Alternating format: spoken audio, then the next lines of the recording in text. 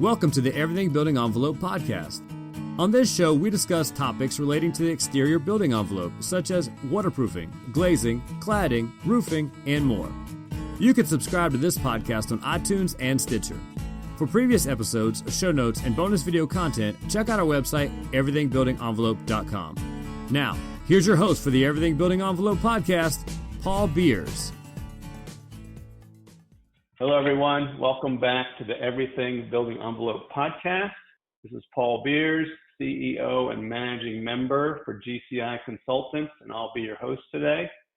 And we have a really special guest today, Janice Hoffman. Hi, Janice. Hey, Paul. How are you today? Good. So Janice works for GCI, and she wears many hats. And one of the hats you wear, Janice, is that you're the producer of the podcast. Are you not? Yes, I am, and it's a pleasure to do so. And how many podcasts are we up to now? 65. 65. Wow. And Janice, you've done every single one of them, haven't you? I have indeed. Yeah. So one of the other hats that you've been wearing recently is related to today's topic. What we're going to talk about is how we're doing business during and then after the COVID-19 crisis, and kind of how we're going to operate in what I'm calling and others are calling the new normal. So I know that you've been tasked with gathering supplies and whatnot, haven't you?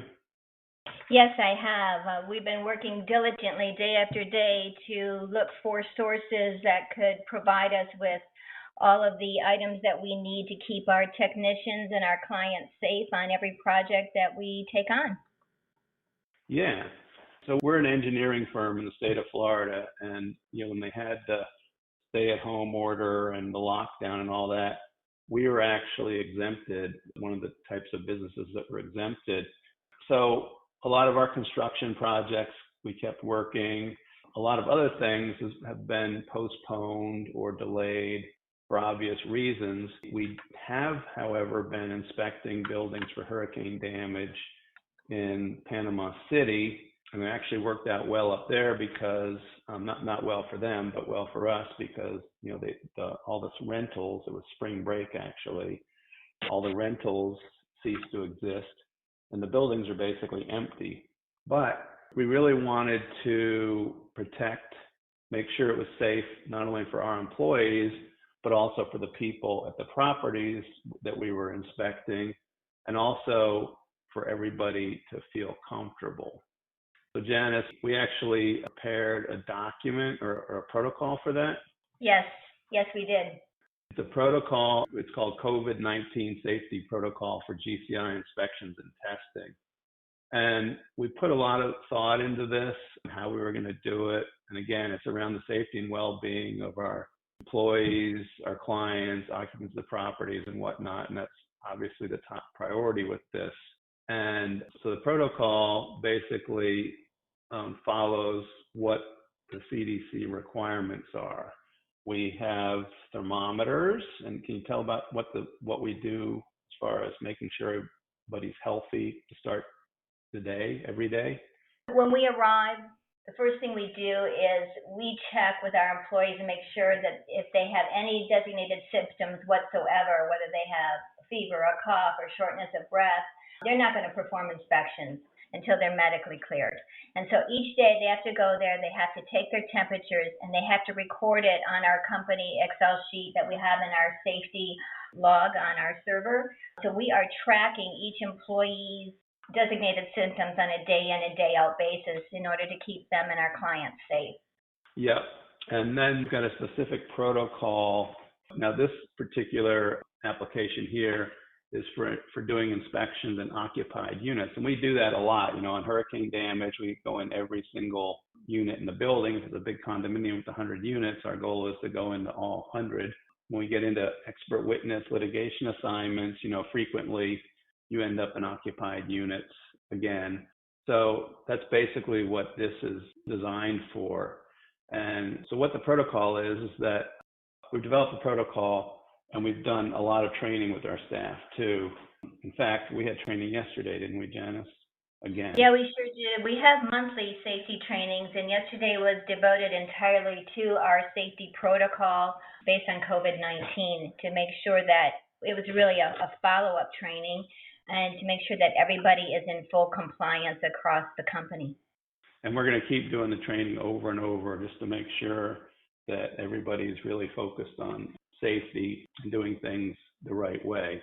So a protocol includes maintaining proper distance of 6 feet or separation with other employees and anybody else they come into contact with, clients, property occupants, things like that.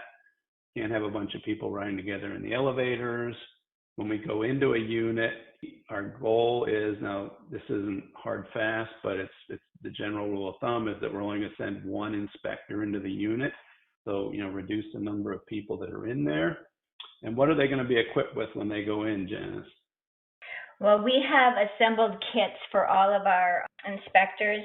They're going to have everything from, their thermometers to their boot covers to their alcohol wipes. We've given them face shields and gloves and hand sanitizers and sealable bags that once they leave the unit, they can put their booties and their gloves inside that sealable plastic bag, put on new before they enter the next unit.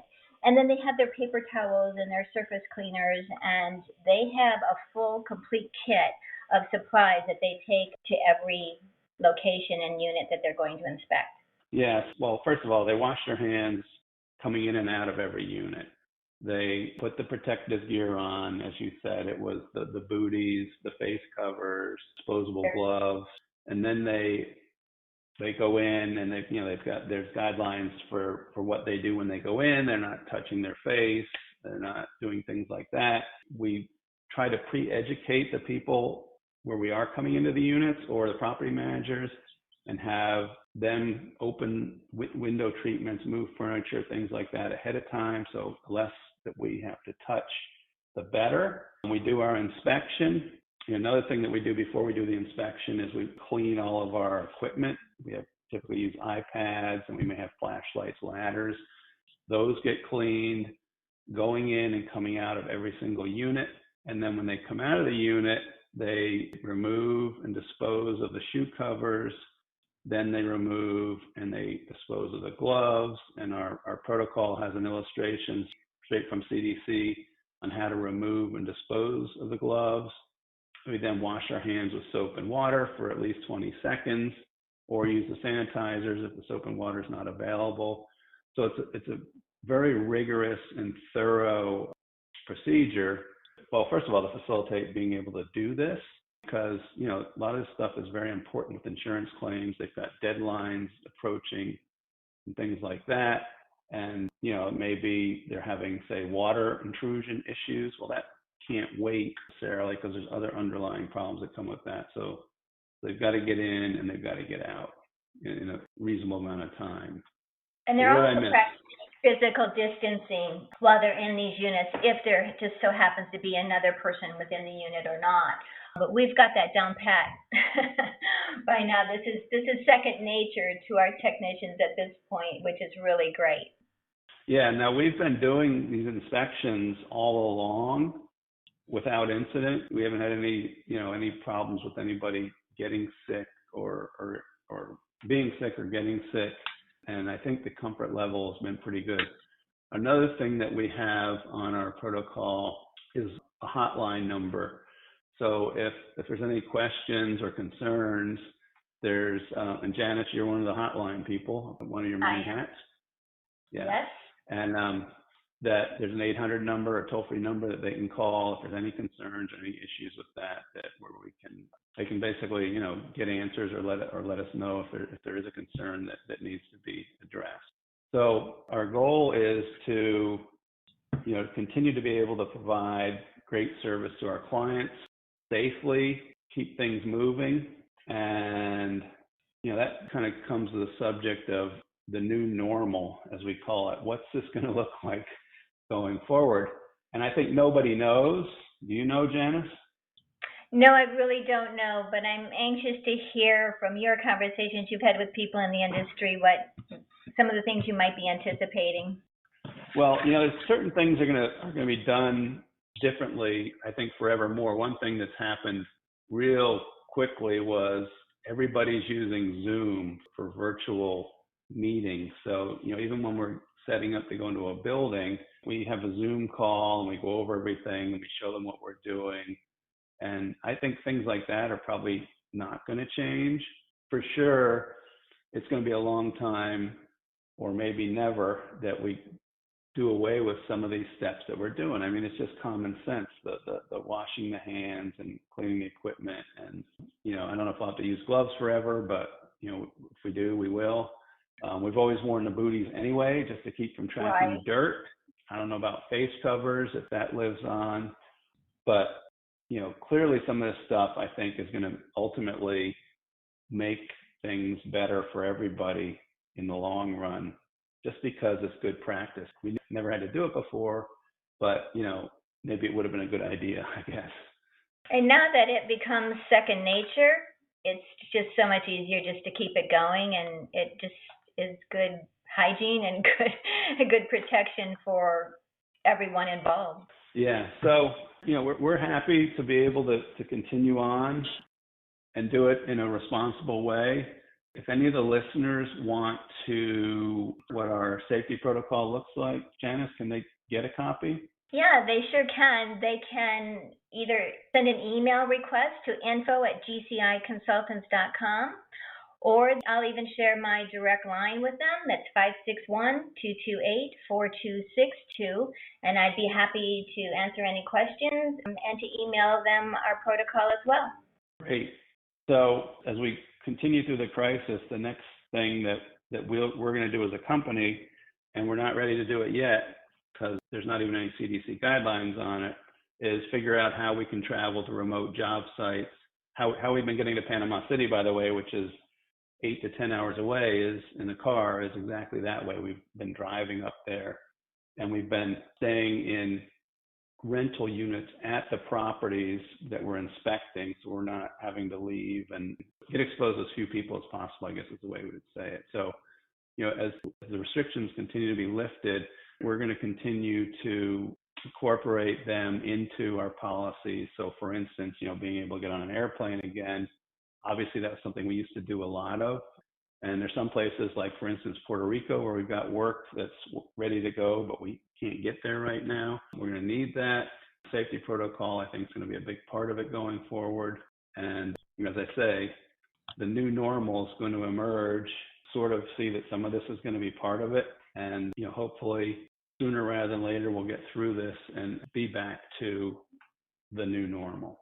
So short and sweet, that's how we're doing it. Janice, thank you so much for coming on with me today and helping explain what we're doing. And I know that you've been very involved in the search for supplies, which is a huge challenge. Yes.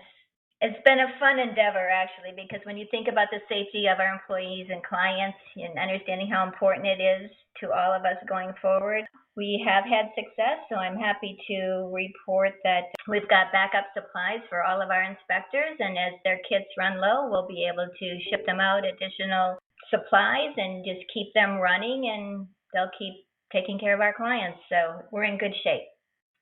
Keeping everybody safe. Keeping them all safe. That's it. That's the name of the game. Yeah. So I'd like to thank everyone for listening to our podcast today. And I invite you to take a further look at GCI Consultants and our services on our website, www.gciconsultants.com. You can also reach us at 877-740-9990 if you have any need for our services, which are related, obviously, to the building envelope. Thank you once again, and I look forward to talking with you next time on the Everything Building Envelope podcast. So long, everyone.